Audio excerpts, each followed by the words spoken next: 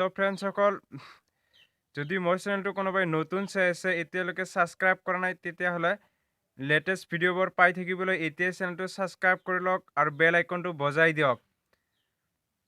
So ফ্ৰেণ্ডসকল তেতিয়াহ'লে দেৰি নকৰি আৰম্ভ কৰিছোঁ আজিৰ ভিডিঅ'টো। আজিৰ প্ৰথম প্ৰশ্নটো দিয়া আছে ৰিজাৰ্ভ বেংকৰ মুখ্য কাৰ্যালয় ক'ত অৱস্থিত? ইয়াতে চাৰিটা অপশ্যন দিয়া আছে দিল্লী, মুম্বাই, কলকাতা, চেন্নাই। গতিকে ৰিজাৰ্ভ বেংকৰ মুখ্য কাৰ্যালয় অৱস্থিত মুম্বাইত। Option number B right answer. Next প্ৰশ্নটো চাওঁ। নেক্সট প্ৰশ্নটো দি আছে কিমান চনত ভাৰতবৰ্ষত লোকপিয়ল আৰম্ভ হয়? চাৰিটা অপশ্যন দিয়া আছে ইয়াতে 1872 চনত, 1881 চনত, 1890 চনত, 1871 চনত।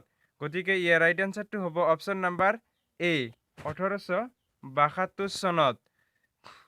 সো ফ্ৰেণ্ডছ মই কুৱেশ্যনবোৰ ৰিচাৰ্চ কৰি দিয়াৰ পিছতো যদি কোনোবা এটা কুৱেশ্যন ভুল থাকে আপোনালোকৰ মনত ডাউট থাকে তেতিয়াহ'লে হোৱাটছআপ গ্ৰুপটো আছে মই পিছত লিংকটো পিছত কৈ দিম যে সেইটো সলিউশ্যনটো কেনেকৈ জানিব আপোনালোকে। নেক্সট প্ৰশ্নটো দিয়া আছে 2002 চনত কোনখন ৰাজ্যৰ নৰ্থ ইষ্টাৰ্ণ কাউন্সিলৰ সদস্য হিচাপে অন্তৰ্ভুক্ত হয়? বহুত ইম্পৰ্টেণ্ট প্ৰশ্ন হয়। নাগালেণ্ড, ত্ৰিপুৰা, মিজোৰাম, ছিকিম। গতিকে ৰাইট এনচাৰটো হ'ব option number D Sikkim right answer. Next প্ৰশ্নটো চাওঁ। নেক্সট প্ৰশ্নটো দিয়া আছে তলৰ কোনখন ৰাজ্য চাৰ্কৰ সদস্য নহয়? বহুত ইম্পৰ্টেণ্ট প্ৰশ্ন হয়। এনেকুৱা কুৱেশ্যন বৰ্তমান প্ৰায়ভাগ এক্সামতেই আহি থাকে। গতিকে চাৰিটা অপশ্যন দিয়া আছে ভাৰত, নেপাল, আফগানিস্তান, চীন। গতিকে ইয়াৰ ৰাইট এনচাৰটো হ'ব অপশ্যন নাম্বাৰ ডি চীন নহয়।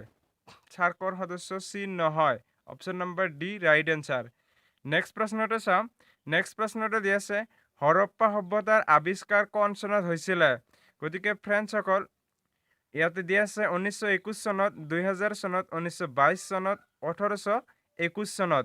গতিকে ফ্ৰেণ্ডসকল হৰপ্পা সভ্যতাৰ আৱিষ্কাৰ হৈছিলে 1921 চনত। জন হাৰ্বাৰ্ট মাৰ্শ্বাল নামৰ ব্যক্তি এজনে হৰপ্পা সভ্যতাৰ খোজ কৰিছিলে। গতিকে ৰাইট এনচাৰ হ'ব 1921 চন। নেক্সট প্ৰশ্নটো চাওঁ।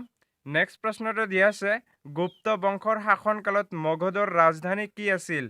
চাৰিটা অপশ্যন দিয়া আছে Delhi, Agra, Pataliputra, Bijoynagar.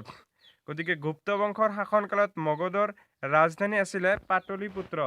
Option number C right answer. বহুত ইম্পৰ্টেণ্ট হয়।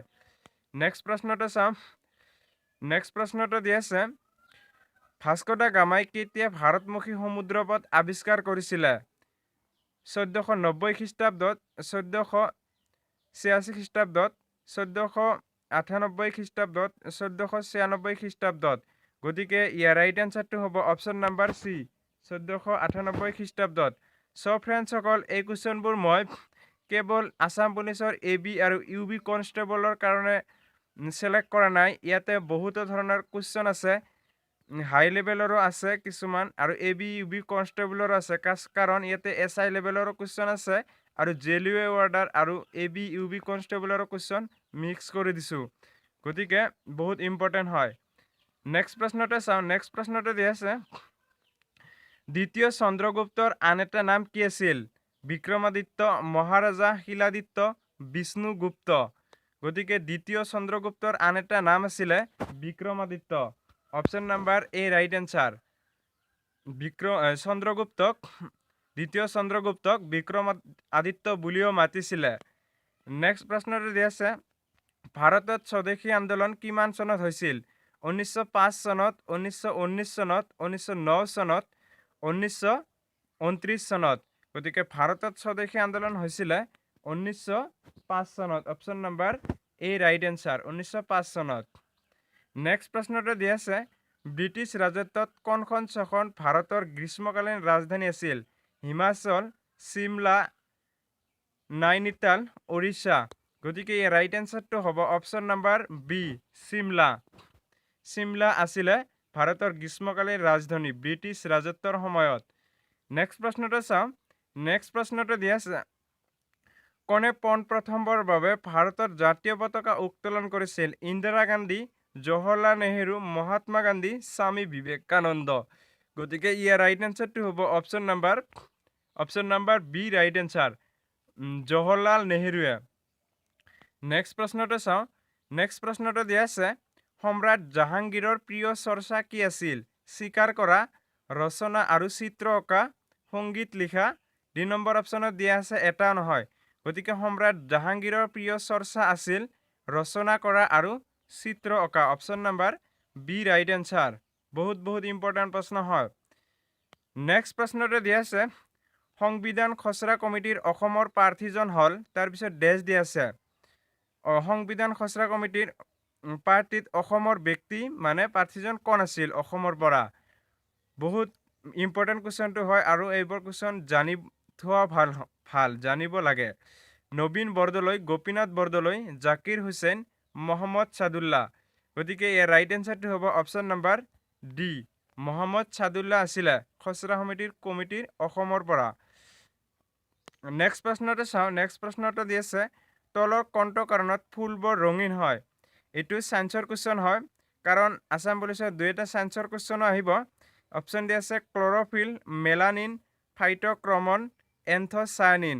গতিকে ইয়াৰ ৰাইট এনচাৰটো হ'ব option number D anthocyanin right answer. Next প্ৰশ্নটো চাওঁ। নেক্সট প্ৰশ্নটো দিয়া আছে ভাৰত নাট্যমৰ ৰাণী ৰূপে পৰিচিত বিখ্যাত নৃত্যাংগনাগৰাকীৰ নাম কি? অপশ্যন দি আছে বালা সৰস্বতী, জ্যোতি সুব্ৰমণিয়াম, ৰুক্মিণী দেৱী, মহালক্ষ্মী। গতিকে ইয়াৰ ৰাইট এনচাৰটো হ'ব অপশ্যন নাম্বাৰ এ ৰাইট এনচাৰ বালা সৰস্বতী। নেক্সট প্ৰশ্নটো চাওঁ। নেক্সট প্ৰশ্নটো দিয়া আছে ফ্ৰান্সৰ ৰাজধানী চহৰ কি? ফ্ৰেন্সসকল ৰাজধানী এটা আহিব একদম 100%। তাৰ বাবে সকলোবোৰ ৰাজধানী আপোনালোকে জানি থ'ব। অপশ্যন দি আছে ইয়াতে ৰোম, মাদ্ৰিদ, পেৰিছ, আমষ্টাৰডাম। গতিকে ফ্ৰান্সৰ ৰাজধানী হ'ল ফ্ৰেন্সসকল ইয়াতে হ'ব পেৰিছ। ফ্ৰান্সৰ ৰাজধানী Paris. Option number C right answer. Next প্ৰশ্নটো দি আছে হৰ্ষচৰিতৰ লেখক কোন আছিল? বাণভট্ট, কালিদাস, বিশাখা দত্ত, কৌটিল্য। গতিকে ইয়াৰ ৰাইট এনচাৰটো হ'ব অপশ্যন নাম্বাৰ এ বাণভট্ট আছিলে হৰ্ষচৰিতৰ লেখক। নেক্সট প্ৰশ্নটো চাওঁ। নেক্সট প্ৰশ্নটো আছে এইটো অসমৰ ক'ত পিতলৰ বাচন তৈয়াৰ হয়? হাজো, সৰ্থেবাৰী, বৰপেটা, বঙাইগাঁও। গতিকে অসমত পিতলৰ বাচন তৈয়াৰ কৰা ঠাইটো আছিলে ইয়াৰে হ'ব অপশ্যন নাম্বাৰ এ ৰাইট এনচাৰ হ'ব হাজো। নেক্সট প্ৰশ্নটো দি আছে কিমান চনত জোনাকী আলোচনীখন প্ৰকাশ পায়? 1887 চনত, 1889 চনত, 1882 চনত আৰু 2 নম্বৰ অপশ্যন দি আছে 1896 চনত। গতিকে ৰাইট এনচাৰটো হ'ব অপশ্যন নাম্বাৰ বি 1889 চনত। নেক্সট প্ৰশ্নটো দি আছে ফ্ৰেণ্ডসকল আজি লাষ্ট প্ৰশ্ন হয় ইউৰেনাছ গ্ৰহটো কোনে আৱিষ্কাৰ কৰিছিল? তাৰমানে সব ফ্ৰেণ্ডসকল ইউৰেনাছ গ্ৰহ আৱিষ্কাৰ কৰাৰ আগতেও আছিল কিন্তু কোনে ইয়াৰ খোজ কৰিছিল?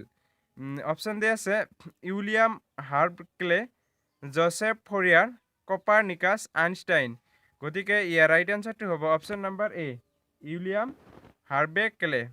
সব ফ্ৰেণ্ডসকল আজিৰ 20টা কুৱেশ্যন শেষ হৈ গ'ল। ভিডিঅ'টো চাই কেনে লাগিলে নিশ্চয় কমেণ্ট কৰি জনাব।